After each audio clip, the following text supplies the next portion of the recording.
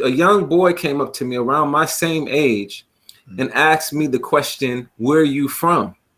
And that doesn't mean country of origin. That means which neighborhood are you a part, which neighborhood do you belong to, in that you're from a gang in that neighborhood, right? I didn't know what to say.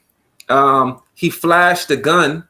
He had a gun in his waist, and the police became visible, right? They were in that neighborhood.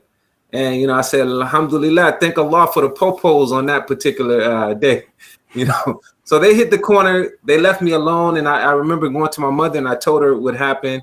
And my mother said, next time you tell them that you're Muslim, and I said, this is not going to work, but we're going to try, Well, my mother, she knew that the Muslims had put in work and they had a certain reputation in the community, and the people, had much respect for the Muslims. So I ran into this young guy again, and he asked me the same question. And this time I said, I'm Muslim.